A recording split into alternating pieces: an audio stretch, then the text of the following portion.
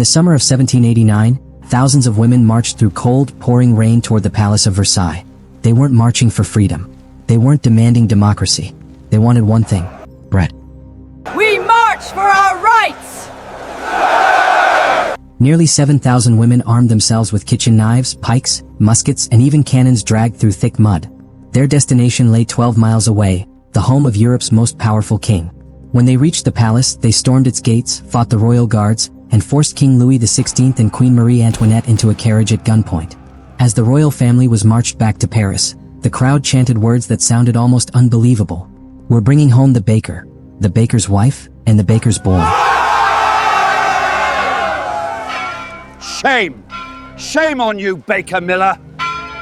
Think about that for a moment.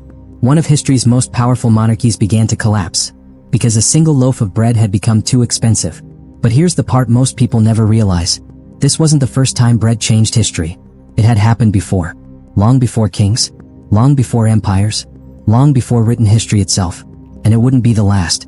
For the next 14,000 years, bread would build civilizations, bring governments to their knees, ignite revolutions, and quietly shape the lives of millions. So how did something as ordinary as a loaf of bread become one of the most powerful forces in human history? To answer that, we have to go back to the very beginning. Welcome to crumb history. 14,000 years ago, if you had asked the people living in the Jordan River Valley what mattered most, they wouldn't have understood the word bread. Yet, without realizing it, they were creating something that would reshape human history. These people were the Natufians, hunter-gatherers living across what is now Jordan, Israel, and Syria. Long before farms, cities, or even permanent villages, they spent hours grinding wild grains between heavy stone slabs. Then, in 2018, archaeologists uncovered something extraordinary inside an ancient stone fireplace in Jordan. Tiny, charred bread fragments nearly 14,400 years old, the oldest bread ever discovered. But the biggest surprise wasn't its age. It was what the discovery revealed. This bread was almost 4,000 years older than agriculture itself. The Natufians weren't growing wheat. They searched hillsides for wild einkorn and barley, crushed the grains into rough flour, mixed it with water, and baked flat cakes on heated stones. By today's standards, the bread would have tasted terrible, dense, dry, and gritty. But to them, it was revolutionary. It lasted longer than raw grain, was easier to carry, easier to store, and could keep a family alive when food became scarce. There was only one problem. Every single loaf demanded hours of exhausting work. Archaeologists found worn knees, damaged backs, strained joints, and even teeth slowly ground down by tiny stone fragments mixed into the flour. Bread was helping them survive, but it was slowly wearing their bodies out. So why keep making it?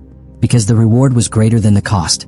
In fact, some researchers believe humans didn't invent bread because they learned to farm. They learned to farm because they wanted more bread. One simple food may have persuaded humanity to stop wandering, settle in one place, grow crops, build villages, and eventually create civilizations. In other words, bread didn't come from civilization. Civilization may have come from bread. But bread had solved only one problem: could feed people. The next question was even bigger. Could it build an entire civilization? The ancient Egyptians were about to find out. Once people settled, bread evolved, and so did the world around it. By 3000 BCE, the ancient Egyptians transformed bread into something far more than food. They baked more than 50 varieties, round, braided, even shaped like animals for their gods. Bread became part of religion, culture, and everyday life. Even its hieroglyph became one of the most common symbols carved into stone. Then, by pure accident, everything changed. A batch of dough left overnight was transformed by wild yeast into something softer, lighter, and unlike anything people had tasted before. Leavened bread had arrived. The Greeks mocked the Egyptians as bread eaters. The Egyptians didn't care, because they had discovered something far more valuable. Bread could be money. Thousands of workers building the Great Pyramids weren't paid in gold. They were paid in bread and beer, around 10 loaves a day for each worker. One of history's greatest construction projects wasn't powered by treasure. It was powered by bread. And the system was simple. If the bread stopped, the workers stopped. And if the workers stopped, the pyramids stopped. Without realizing it, Egypt had uncovered a political truth that would shape history for thousands of years. Feed the people. Society functions. Starve them. Everything begins to fall apart. Rome was about to learn that lesson the hard way. By the 1st century BCE, Rome had become the largest city on Earth, home to more than 1 million people. There was just one problem. It couldn't grow enough wheat to feed itself. Its survival depended on grain ships sailing from Egypt and North Africa. A storm, a pirate attack, or a single war could interrupt those shipments. And when the grain didn't arrive, people rioted. Roman leaders understood one thing: hungry people are dangerous. So they made a decision that changed politics forever. Give the people free bread. Through a program called the Annona, nearly 200,000 citizens received free grain. The poet Juvenal later summed up Rome's strategy in two famous words: bread and circuses. Keep people fed and entertained, and they'll stay loyal. Take away the bread, and even the strongest empire begins to crack. Emperor Claudius discovered that in 40 CE, when Rome's grain reserves fell to barely 15 days, an angry crowd didn't throw stones. They threw bread crusts. That moment revealed how fragile Rome really was. But an even bigger problem was already growing. Rome had become completely dependent on imported grain. Bakers couldn't quit. They couldn't leave the city. Even their children inherited the profession. Baking wasn't a job. It was a life sentence. Then disaster struck. In the 430 CE, the Vandals captured North Africa, cutting off Rome's most important grain supply. Warehouses emptied. Bakeries fell silent. The city that had once fed more than 1 million people slowly collapsed. Within a few generations, Rome's population had fallen below 50,000.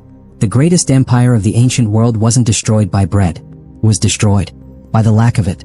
You'd think every ruler would have remembered that lesson. They didn't. In medieval Europe, bread became something even more powerful. It became a symbol of status. One look at your bread told people exactly who you were. The wealthy ate soft, white wheat bread, light, clean, and expensive. The poor survived on dark, coarse loaves made from rye, barley, oats, and sometimes even beans, acorns, or tree bark. Before you spoke a single word, your bread revealed your social class. White bread meant privilege. Dark bread meant survival. Governments understood just how important bread had become, so they watched bakers closely. Some mixed chalk, sawdust, ground bones, or chemicals into their loaves to cut costs or make cheap bread look whiter. In 1266, England introduced the assize of bread, one of history's oldest consumer protection laws, regulating the price, weight, and quality of every loaf. Bakers caught cheating faced fines, public humiliation, or even the destruction of their bakery. Because governments understood one simple truth: control the bread, control the people. Lose the bread, lose everything. France would prove that lesson more brutally than anywhere else. By the late 1780s, the country was falling apart. Years of war had emptied the treasury. Failed harvests devastated wheat supplies. Then in 1788, a massive hailstorm destroyed crops across the country.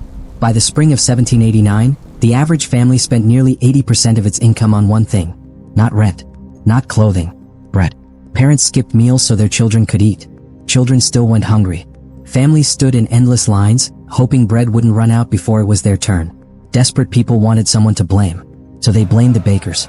Shops were attacked, and one baker named Francois was hanged without evidence. Then another spark appeared. A rumor spread that Queen Marie Antoinette had said, "Let them eat cake." Historians believe she almost certainly never said those words. But by then, the truth didn't matter anymore. People believed the monarchy had stopped caring. And once that belief took hold, everything exploded. On October 5, 1789, thousands of women marched 12 miles through cold rain from Paris to Versailles, carrying knives, pikes, muskets, and even cannons. They stormed the palace. Guards were killed. The king and queen were forced into a carriage. As the royal family was marched back to Paris, the crowd chanted words that history would never forget. "We're bringing home the baker, the baker's wife, and the baker's boy." That march changed the course of history. Within a few years, the king and queen were executed, and thousands more died during the Reign of Terror. Yet through all the violence, bread remained at the center of politics. Napoleon understood exactly why. One of his first priorities after taking power wasn't winning another war. It was making sure the people had bread. You'd think the world had finally learned its lesson. It hadn't. Bread was about to change once again. But this time, not because of kings, not because of revolutions, because of machines. By the 19th century, the Industrial Revolution transformed bread forever. Massive steel roller mills produced white flour faster, cheaper, and on a scale the world had never seen. For the first time, white bread was no longer a luxury for the rich. Almost anyone could afford it. But perfection came with a hidden cost. To make flour softer and whiter, millers removed the nutrient-rich bran and germ. The bread looked better. It lasted longer. But it became far less nutritious. Before long, diseases like beriberi and pellagra became increasingly common. Governments eventually stepped in, requiring manufacturers to restore many of the nutrients they had removed. Then came an even bigger breakthrough. In 1961, British researchers introduced the Chorleywood bread process. Traditional bread could take up to 18 hours to make. Now it could be ready in less than 4. Faster, cheaper, softer. And today, much of the world's commercial bread is still made using that process. The bread had changed, but human nature hadn't. In 2011, millions filled Tahrir Square in Egypt, demanding freedom and an end to corruption. Yet beneath every political slogan was a much older problem. Bread had become too expensive. Egypt consumes more bread per person than almost any other country. Its traditional flatbread, aish baladi, comes from the Arabic word for life. For generations, affordable bread meant survival. Rising prices had already sparked deadly riots in the 1970s. For decades later, history repeated itself. And Egypt wasn't alone. Tunisia, Syria, Sudan. Across the Middle East and North Africa, soaring wheat prices and food shortages fueled unrest. Today, a drought, a war, or a broken supply chain can raise bread prices across the world within weeks. The world has changed, but bread's power hasn't. 14,000 years ago, hunter-gatherers crushed wild grain between two stones, never knowing they were creating one of humanity's greatest inventions. Bread inspired farming. Farming built villages. Villages became cities. Cities became kingdoms. Kingdoms became empires. And time after time, those empires rose or fell because of something as simple as bread.